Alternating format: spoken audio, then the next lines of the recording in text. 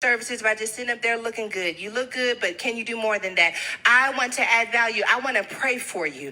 I want to cover you. I want your dreams to become my dreams. I want my gifts and talents to be used to build what God is doing down on the inside of you. I'm here to serve your family. There is nothing more attractive than someone who comes into your life romantically, friendship-wise, family-wise, who says, I want to serve your family. And can you please tell me, where is the area where you don't have enough? That's the place where I want to take up space. I don't want to just be on payroll. I don't want to just clock in and clock out. I want to identify the famine connected to your life. This is why there are so many moments where relationships don't work out. Because when we realize the famine, we also recognize that who says, I want to serve your famine. Can you please tell me, where is the area where you don't have enough? That's the place where I want to take up space. I don't want to just be on payroll. I don't want to just clock in and clock out. I want to identify the famine connected to your life. This is why there are so many moments where relationships don't work out. Because when we realize the famine, we also recognize that I think that's all. I want to identify the famine connect. So that little 1 minute clip hit me somewhere real deep. It hit me somewhere real deep. You know, when we're talking about intentional value and when we are looking for these romantic relationships. I mean, even with our kids, even with our girlfriends, in our social pools, right? How are we adding intentional value to each other? Right? And are we even thinking about what it is? And at the end of the day, it's about bringing to the table. People don't like to hear it. Oh, he's always asking me what I'm bringing to the table. The thing is that people want to know what type of intentional value are you showing up with? Just like Sarah Jake said, are you going to fill in those cracks for me? Am I going to be your yin to my yang? And, are we going to be able to be in alignment with each other? Are we looking in the same direction and, for the same things? Because what happens is that, and this is what I have learned, right? You cannot be looking for connection and your partner is looking for power. I say this all the time. You guys have to be powering together or connecting together. And if you're not powering together and if you're not connecting together, it will not work. It will not work. So think about what type of intentional value are you planning to bring to these tables and these meetings and these situations that you want to be invited to, right? What Shanique was saying. Gonna listen to her. Gonna go into more in the city. Yeah. I listen to Sarah Jakes often. I listen to Pastor Keon often. And my thing is that I want to be in alignment with myself first, right? I want to know exactly what it is I want to do and where I'm headed. And I want to learn to trust myself. God gave women intuition, right? And I haven't been using it. I have not been using it to the fullest. I can say honestly, because I just wanted things to be the way I wanted them to be. Right? So I was ignoring my intuition. And your intuition is tapping you on the shoulder, basically saying, bitch, wake up. Bitch, it's really happening. Bitch, it is what it is. That's what our intuition is telling us, right? God took something out of Adam and put it in Eve, right? But he didn't put it back in Adam. You understand what I'm saying? He just gave it to us. And that thing connects us, right? As male and female in a relationship. And you have to be in alignment with that to be with anybody doing anything. I had to come to grips with my thinking, my perspective, right? Because some of the people that we meet, Pastor Keon said, some people are battery chargers and other people are battery drainers. Which one are you? And let's call a thing a thing. This is between you and the phone. It's not between, nobody else. It's just you. Who are you? Are you a battery charger or are you a battery drainer? I know for a long time in my life I was a battery drainer. I mean, I'm just calling the thing a thing. For a long time in my life, right? Because I didn't understand interdependent relationships, and that's what I really, really wanted, but I didn't have the word for it. I didn't understand. So, what does it mean? I want him depending on me. I want to depend on him. I want us to be in this thing together, right? I want us to be able to be in alignment and be moving in the same direction and thinking about the same things and dreaming the same shit and wanting to share what it is that we're dreaming about so we can make these things happen. I didn't understand that to be an interdependent relationship. An interdependent relationship is when you guys are in this thing together. It's not one more one way or one more the other way. Everybody bringing 100. Why bring 50? She bring 50. Y'all only got 100. So both of y'all bring 100. Y'all got 200. So all this 50-50, 60-40, 80-20, all this stuff. I'm your 80. She your 20. All listen. You know, come with your intentional value with as much percentage as you got. Bring all you got. Because what happens is that we wind up holding back, and we wind up holding back on the wrong people and missing out on some real good ass relationships, some dope ass relationships, some people that are willing to be, your rock.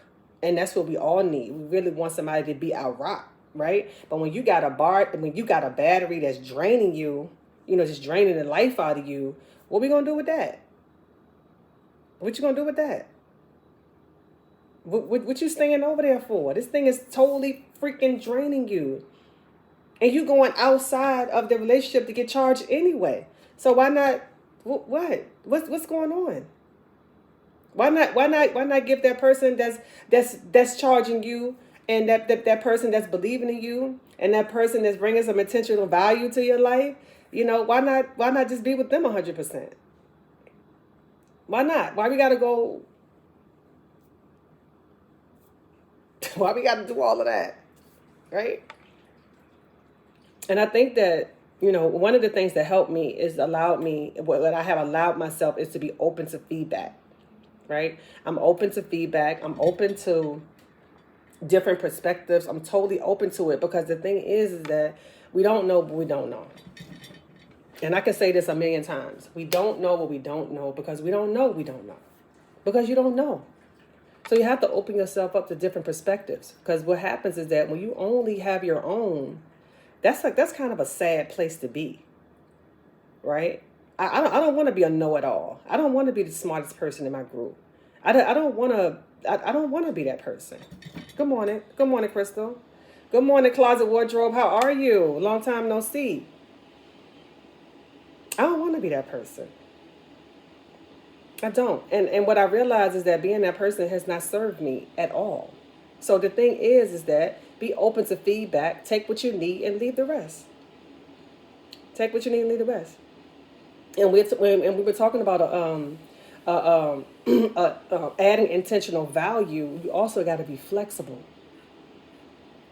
You got to be flexible, because you don't know you don't know how you're going to feel the cracks in this person's life that you want to be in alignment with. So sometimes you're going to have to be flexible, right? Then we also talk about change and compromise. And, I don't know, I don't want to change. I'm okay with compromise, but I don't want to change. Okay, we got change and then we got compromise. And then we got that point in the middle where we just got to be flexible. Right? We don't know what it is that we're going to have to do to uplift that person that we say that we want to be in alignment with. We don't know how we're going to have to move. We don't know how we're going to have to shape. We don't.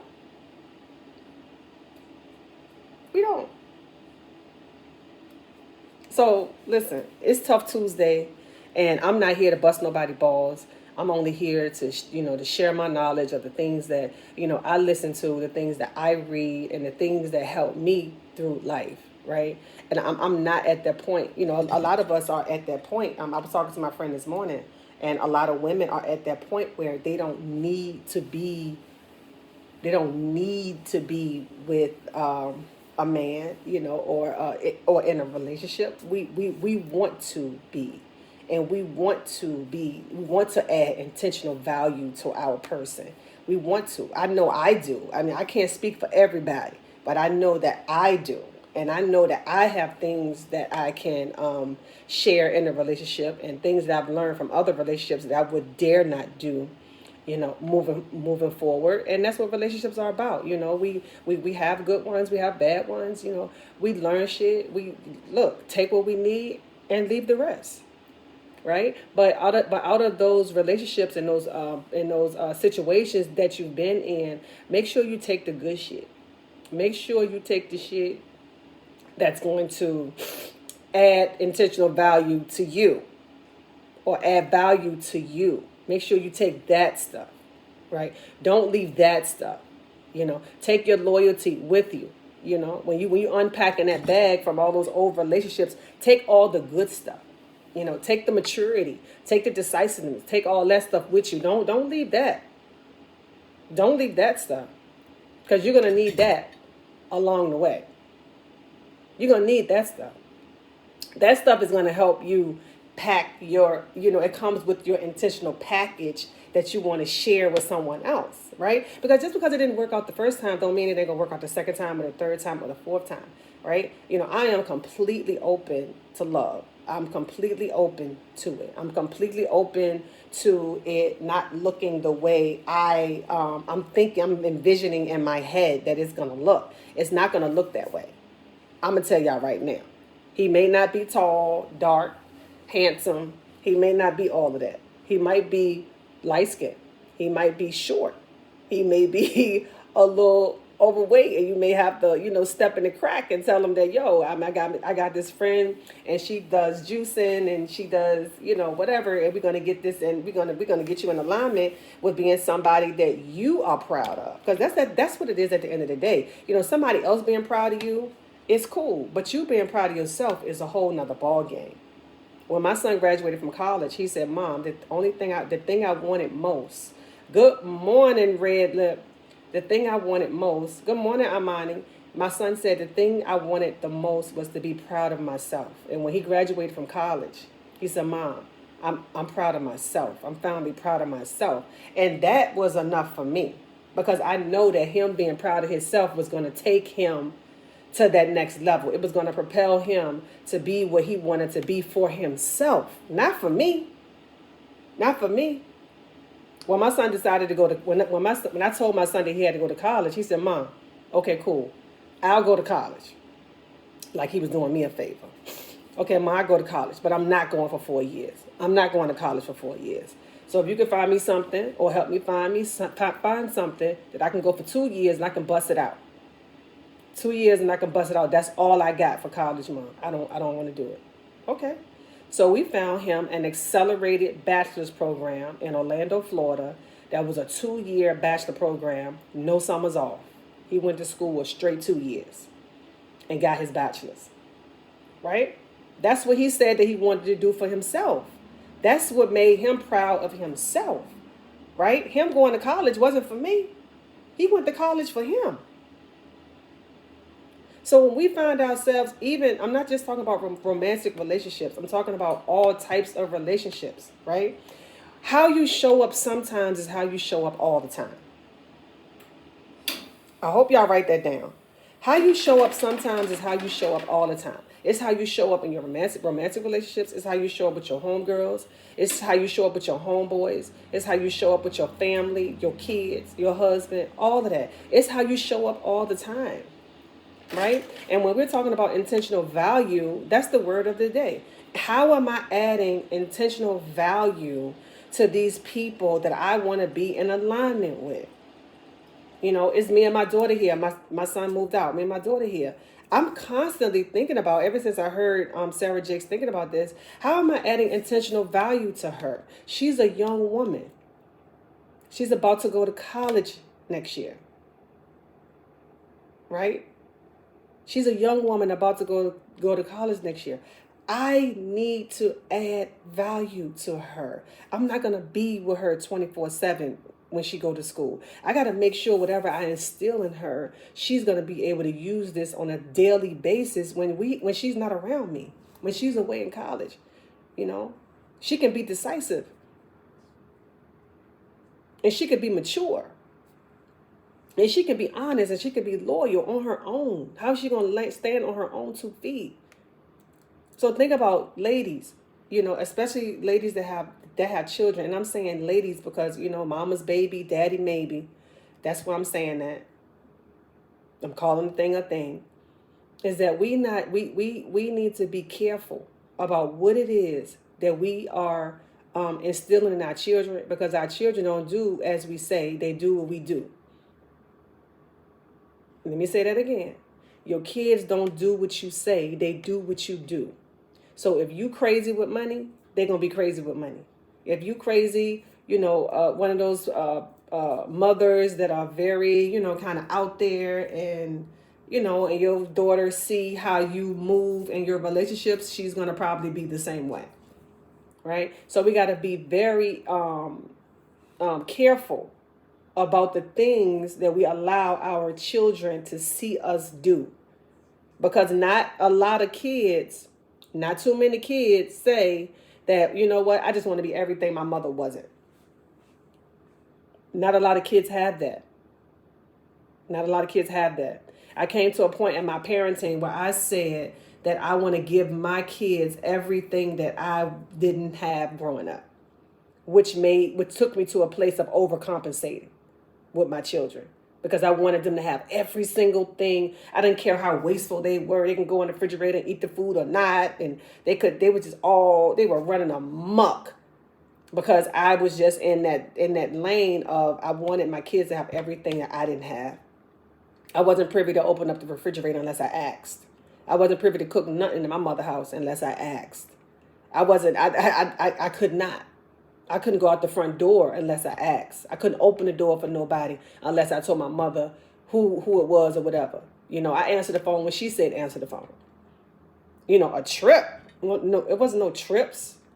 You know, it wasn't no going no sitting no restaurants with my mom. I never done that. Not with my mom. We went to McDonald's.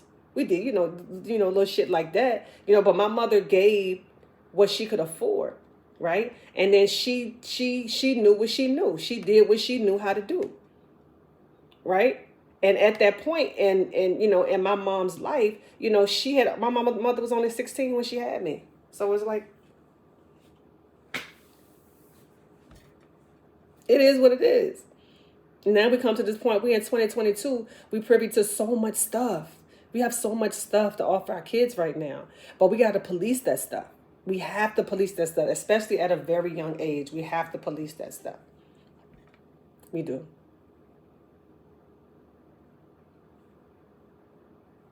Let me see some hearts. Like, y'all just all, you know, are we frozen? Nobody is saying anything? Are y'all thinking? Are y'all what? Y'all quiet as heck. What y'all thinking? Can y'all hear me? My everyday struggle. Good stuff. I know, girl. Especially when you got teenage and grown kids. You know, you're a parent all the time. It never goes away. You are a parent 24/7. Trust that. I don't like that. Oh, okay. We must be like on a delay or something. Oh, what is this? KHRY style. Yeah. Talk about intentional value. I mean, what is it? Like, what are we gonna do? What are you gonna bring? When people saying bring it, what you bringing? That's what they talking about. You know, and it's not always gonna be money. It's not always money. You know, people need some emotional support. She did the best. She did the best with what she had. We have more than try to do that, but the policy is necessary. Absolutely. Absolutely. And you know, and when you think about, you know, parents doing the best with what they had, you know, especially those of us that are listening that have attitudes and that are holding things against their parents because they wish they had a different kind of parent, and they wish that, things were just different. Like, if you think about it, right? It may put you in a place of forgiveness, because it did for me. It put me in a place of forgiveness. And with my mom, and I said, you know what, at 16, because I mentor 16-year-old girls, and I couldn't imagine any of those girls being my parent. What type of intentional value do you have at 16 for a child? So it put me in a place of forgiveness with her, because I said to myself, Ro, your mother did the best she could with what she had. And at 2020 and 2022 right now, we got way more. We have made we have way more access, to things now than they had in 71. We have way more knowledge now than they had in 71. We have way more courage now than they had in 71. We have way more support now than they had in 71. I can remember we waiting for the encyclopedias to come. Hey, Rico London, what's going on? Good morning this morning. I can remember us waiting for the encyclopedias to come so we can do our projects. So we can read up on some new stuff. I can remember those times. I can remember my mother having to buy encyclopedias whenever the encyclopedias came out. These kids now, they could just pop this stuff up on their phone and everything is right at their fingertips. Boom, boom, boom. I'm good this morning. I'm fantastic, Rico. Fantastic. Well, we're talking about intentional value, right? And how we can add intentional value to our relationships, to our children's, to our relationships with our friends. And what does intentional value look like to you, right? What does it look like for you to show up, filling in the cracks on those people that you say you want to be in alignment with? What does that look like for you? So it's definitely something to think about. It definitely had my eyes open. Good morning, Michael Jackson. It definitely had my eyes open. It definitely had me thinking. It had my wheels turning on how I'm going to add intentional value to the people that I want to be in alignment with. It made me think twice, 3 times, 4 times. It made me think, so I just felt like I wanted to share it today, because it's Tough Tuesday. Everybody everywhere don't have everything going on. They don't. Everybody is not doing well this morning. It is a lot of mental illness out here. People just need somebody to talk to. People just need somebody to listen to. People just need somebody to pour into them, right? So it's Tough Tuesday. And I pray that this message helps somebody. I pray that you guys share it and open up someone's eyes that you want to be in alignment with. Because a lot of times that we want to connect with people, but we don't know what to say and we don't know how to say it. So social media has given us this amazing platform to talk about some real positive shit, some real stuff that's going to help people over their hump, some real stuff that you never know who's listening and who you can help. You never know. Every Tuesday I do a live, I get a DM from somebody that says, oh my God, I'm so happy that that message changed me in this kind of way, or that message had me thinking, or that message allowed me to connect with my children, or that message allowed me to talk to my husband, because after I let him hear it, he understood where I was coming from. Because a lot of times it's not what we say, it's how we say it. You heard that? It's not what we say, it's how we say it. It's how it's the route we choose to get our point across. And what happens is that other person shut down, be it your romantic relationship, be it your kids, be it your homegirls. A lot of times it's not what we say, it's how we say it. Right? And I'm not asking you to tiptoe around nobody. I'm not asking you to not be authentic or transparent. That's not what I'm saying. But however, it is when you have people feelings involved and people can't get past their feelings, that's something that you might need to take into consideration. Especially if you want to be in alignment with them, then you care about their feelings. It's just a word today. It's just a word today, and I want to share. And the word of the day is intentional value. How are you adding intentional value to these people you want to love, or these people that you say you love? How are you adding intentional value? So that's it, y'all. It's Tough Tuesday. Let that marinate. Let that think about it. See how you come into the table.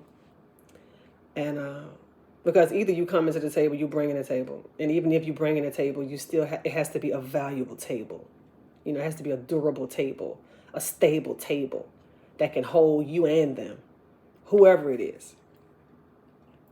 Right? Don't be building no bullshit ass table. Right, Amani? Don't build no bullshit ass table that we can't sit at, we can't sit on, we can't eat on it, we can't touch it. It's just a pretty table. Right? We all got pretty tables, but is it a durable table? Have a great day. I love y'all. I love y'all. Oh, 444. Yes. 444. Hugs, hugs, hugs, hugs, hugs. 4. I love y'all. I will see you next Tuesday or whenever I feel like I want to get on my live, but I'm about to get on this Peloton and get it popping. Till next time. Later.